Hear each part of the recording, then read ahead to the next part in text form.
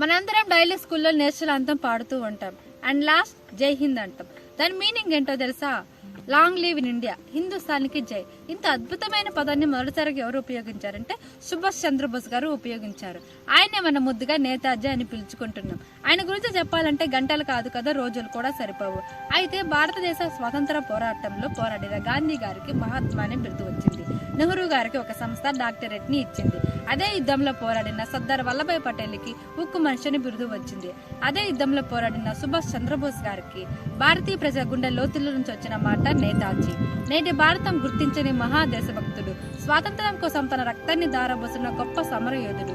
Collector పదవి ఉండి కూడా దానికి రాజీనామా చేసి భారతదేశ సోదరిమణుల స్వాతంత్ర్యం కోసం పోరాడతారని, తాను ఈ క్షణమే తన ప్రాణాన్ని అర్పిస్తారని అంకితం చేస్తూ ఆజాదీ కా జై హింద్ అని అడుగులు వేస్తూ స్వాతంత్ర పోరాటం అనే యుద్ధంలో ప్రయాణించి ఆ ప్రయాణంలోనే 7 ఖండాల సైన్యమును పోగు చేసి బ్రిటిష్ వారిని 7 సముద్రాల నీటిని తాగించాడు. మరి ఆయన చేసిన కృషి పాత్ర స్వాతంత్ర పోరాటంలో అంతా ఇంత కాదు. దేనిదైనా పోల్చాలంటే శిఖరాలు కాదు కదా, విశ్వం కూడా సరిపదు. అలాంటి వ్యక్తి 1897 జనవరి 23న నేటి ఒడిశాలోని కటక్లో జన్మించారు. తండ్రి గారి పేరు జానకిరావు బోస్, తల్లి గారి పేరు ప్రభావతి దేవి. వీరికి 14 మంది సంతానం. అయితే 9వ సంతానంగా మన బోస్ గారు జన్మించారు. బోస్ గారు 1920లో ఇండియన్ సివిల్ సర్వీస్ ఎగ్జామ్ రాస్తారు. ఇందులో బోస్ గారికి 4th ర్యాంక్ వస్తుంది. దీని ఫలితంగా బోస్ గారికి కలెక్టర్ పదవి ఇస్తారు. అయితే కలెక్టర్ పదవిని స్వీకరించడానికి మొదటగా ఉద్యోగానికి వెళ్తున్న రోజు అది. ఆ ఊరు ప్రజలందరూ దండోపదండాలుగా వచ్చి బోస్ గారిని ఆశీర్వదిస్తారు. కానీ అవి బ్రిటిష్ వారు పరిపాలిస్తున్న రోజులవి. బ్రిటిష్ వారి పరిపాలనలో బానిసలుగా బతుకుతున్న మన భారతీయులను చూసి ఆయన మనసు ఎంతగానో చలించిపోతుంది. వెంటనే ఆ కలెక్టర్ పదవికి రాజీనామా చేస్తారు. తర్వాత భారతదేశం కోసం పోరాడుతున్న ఇండియన్ నేషనల్ కాంగ్రెస్, జాతీయ కాంగ్రెస్ లో జాయిన్ అవుతారు.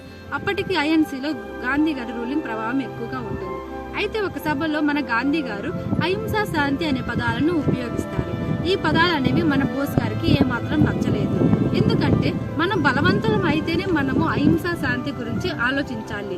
చేతులు ముడుచుకుంటే మనకి స్వాతంత్రం అనేది రాదు. నువ్వు శత్రువులకు చెంపలు చూపిస్తావేమో, నేను మాత్రం శత్రువులకు నా చూపుడు వేలను చూపిస్తానని గాంధీ గారిని విమర్శిస్తారు. దీని సందర్భంగానే బోస్ గారికి ఎక్కువ ప్రజావ్యాప్త పేరు వస్తుంది.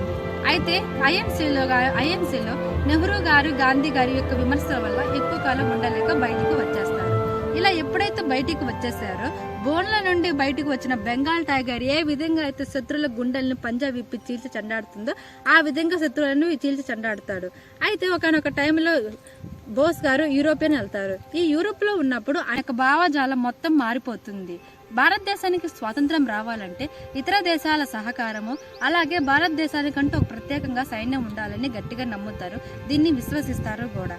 అయితే అది 2వ ప్రపంచ యుద్ధ కాలం. ఆ కాలంలో బ్రిటిష్ కు వ్యతిరేకంగా ఉన్న జర్మనీకి సపోర్ట్ చేద్దామని అంటారు. కానీ దీన్ని గాంధీ గారు ఒప్పుకోరు. మన బోస్ గారు జర్మనీ వెళ్లి నాజీ పార్టీ అధ్యక్షుడైన హిట్లర్ ని కలుస్తాడు. హిట్లర్ వచ్చి ఎలా ఉన్నావు అని అడుగుతారు. అయితే మన బోస్ గారు వెంటనే వెళ్లి నీ బాస్ ని పిలుచుకురా అని అంటారు.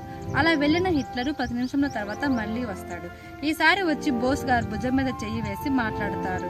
తర్వాత దేశ పరిస్థితుల గురించి, స్థితిగతుల గురించి మొత్తం మాట్లాడుకుని తిరిగి ప్రయాణం మొదలు పెడతారు బోస్ గారు.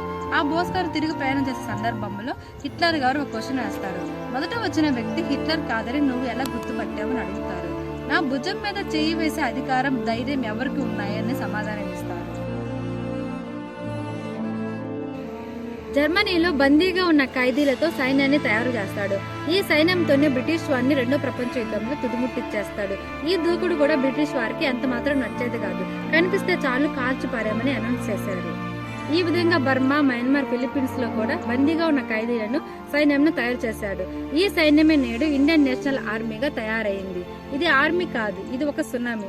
ఈ సునామీతోనే బ్రిటిష్ వారిని తుదిముట్టించారు. 2వ ప్రపంచ యుద్ధం ముగిసిన తర్వాత 1945 ఆగస్టు 16న ఆయన సింగపూర్ లో ఒక ఉపన్యాసాన్ని ముగించుకొని విమానంలో బయలుదేరతారు. అయితే ఎక్కిన కొద్దిసేపటికి ఆ విమానం అనేది కుప్పగూలిపోతుంది. ఈ న్యూస్ ని ఆగస్టు 19న జపాన్ అఫీషియల్ గా అనౌన్స్ చేస్తుంది. దీన్ని బట్టి ఎవరు నమ్మరు. దీనికోసం మన గవర్నమెంట్ ముఖర్జీ కమిటీని వేస్తుంది. ఈ కమిటీ కూడా తన రిపోర్ట్ లో ఎలాంటి విమానం యాక్సిడెంట్ జరగలేదని, సుభాష్ చంద్రబోస్ గారు మరణించలేదని చెప్తుంది. ఏది ఏమైనప్పటికీ నేతాజీ గారు భౌతికంగా మన మధ్య లేనప్పటికీ ఆధ్యాత్మికంగా మనందరి గుండెల్లో ఉన్నట్టే లెక్క.